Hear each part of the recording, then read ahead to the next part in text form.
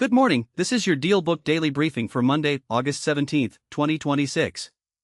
I'm Andrew Ross Sorkin, and we've got a packed edition today, from a brewing showdown over a California wealth tax that's pitting Silicon Valley heavyweights against each other, to a record-shattering sports franchise sale that's drawing federal scrutiny, to a major leadership shakeup at OpenAI as the company barrels toward a potential public offering. Let's dive in. We start with a note on artificial intelligence and security.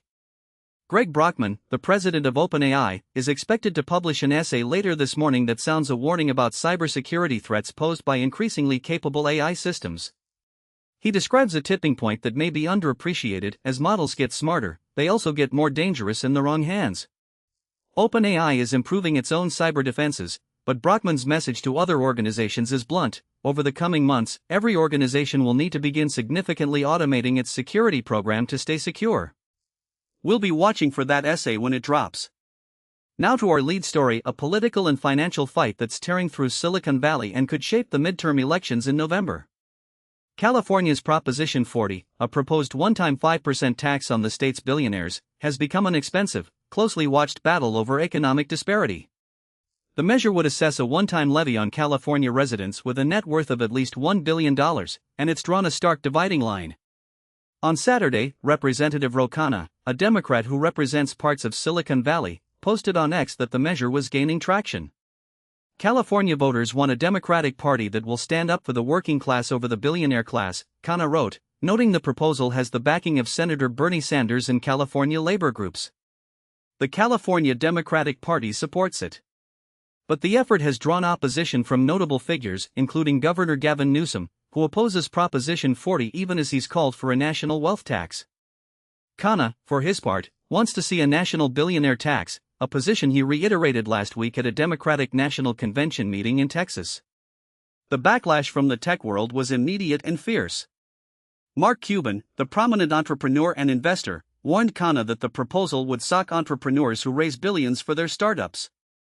Cuban wrote on X, "How are you going to tax them? Make them borrow money against their shares, if they can? They just raised money to grow their company and a bank will come along and loan them money? A company that has been in business maybe less than a year?" His bottom line, IMO, if this passes, only idiot startup founders stay in Cali. Khanna pushed back, arguing that state assistance would let founders pledge shares with a loan, perhaps 10 years, from the government to pay the tax, paid back in cash or equity.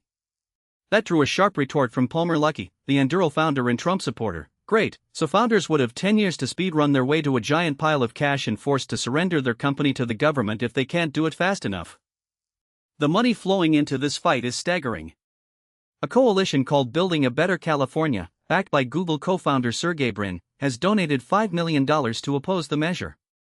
According to the Financial Times, other California billionaires have poured nearly $40 million into the campaign to defeat Proposition 40, including John Doerr of Kleiner Perkins, Chris Larson of Ripple, and Neil Mehta of Green Oaks Capital.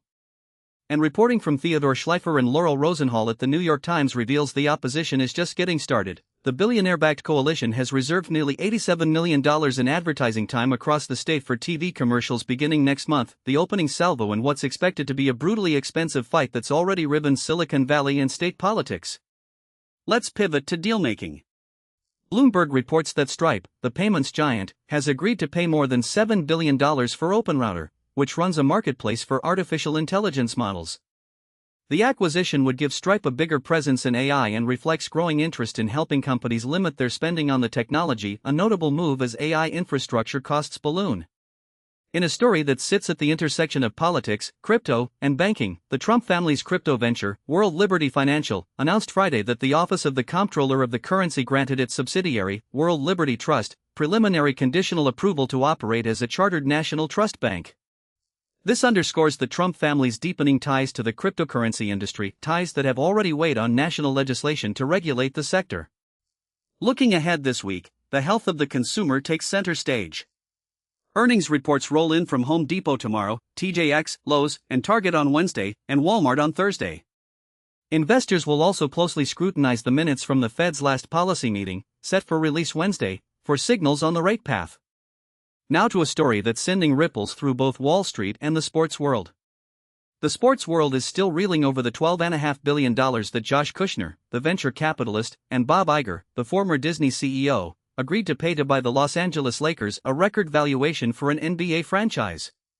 But Wall Street is increasingly focused on the seller, Mark Walter, the financier who bought control of the NBA franchise just over a year ago. According to the Wall Street Journal, federal prosecutors are examining several Walter-linked businesses, including Bradford Allen, a real estate broker, and Hudson Trading, a Chicago financial firm. The authorities are investigating whether Walter or his companies committed fraud by failing to disclose connections between insurers that the financier controlled and other businesses of his. Proceeds from loans passed through the entities under scrutiny. This inquiry could have far wider repercussions, particularly for the trillion-dollar private credit industry. The Financial Times reports that the private capital industry has largely copied Walter's strategy of using insurers' cash hoards to bet on alternative assets. There's worry that a scandal engulfing Walter's insurers could fuel doubts about how trillions of dollars of U.S. retirement funds are being managed by private capital groups, in the words of one observer, spoiling the party. While the issues could unfold over many months, a top insurance advisor said the new disclosures pose longer-term risks over the insurer's capital position. Separately, the Lakers sale itself, priced at $12.5 billion, eclipsing the $10 billion paid for the franchise just last year, has the sports industry unpacking the repercussions of increasingly escalating valuations. Tanya Ganguly at the Times notes that not long ago, you could buy an NBA team in the country's second-largest city for just $2 billion. Those days are gone. Erwin Kishner, chair of the sports law division at Herrick, told the Times, "I am absolutely convinced that we have not reached anything close to a ceiling." Mark Cuban, who previously owned the Dallas Mavericks, added that soon, one individual writing a check for a team will be rare. Staying in the AI realm, a significant leadership change at OpenAI. Denise Dresser departed as Chief Revenue Officer after just 8 months, adding to a flurry of executive exits. But her replacement, Dali Rajic, brings a pedigree that could be key as OpenAI prepares to go public as soon as next year. Rajic was most recently president and chief operating officer of Wiz, the cybersecurity company Google acquired for $32 billion in a deal that closed this year. Before Wiz, he was a top executive at Zscaler, a publicly traded cloud security company, and chief customer and revenue officer at AppDynamics, which Cisco bought for $3.7 billion in 2017. People who've worked with Rajic describe him as methodical about go-to-market planning. He tracks in-depth sales data to ensure quarterly goals are hit, which could help OpenAI demonstrate a predictable revenue stream to prospective IPO investors. He brings a similarly technical approach to hiring. Shardul Shah, a partner at Index Ventures who led the firm's investment in Wiz, told DealBook, "Dali was able to recruit like a scientist." Rajic's expertise in selling to business customers is critical as OpenAI seeks to catch up with Anthropic on enterprise sales. The numbers underscore the shift. OpenAI has now topped $40 billion in annualized revenue, according to Bloomberg. CFO Sarah Fryer told investors Friday that most sales now come from business customers, a reversal from the start of 2026, when a majority came from the consumer business. Anthropic, meanwhile, said in May its annualized revenue surpassed $47 billion, generating more than $11.5 billion in its second quarter alone, up from $787 million a year prior. Rajic's hire comes as Greg Brockman assumes a bigger role at OpenAI. DealBook has learned that Brockman, the company's president, has taken charge of commercial functions, including sales, partnerships, and advertising, since Fidji Simo stepped down as a full-time executive. Brockman has been hiring executives like Rajic who are aligned with his metrics-driven approach. Let's move through the speed read. In deals, Higgsfield, an AI startup, raised $400 million at a $5.4 billion valuation in a round led by DST Global, with participation from a Goldman Sachs fund and Intel's venture capital arm. On the trading side, Jane Street reportedly lost about $15 billion last month amid market volatility and its exposure to situational awareness, the AI-focused hedge fund founded by Leopold Aschenbrenner. In politics and policy, President Trump has gutted much of the Biden administration's clean energy agenda except for a roughly $600 billion chunk of it, according to Politico.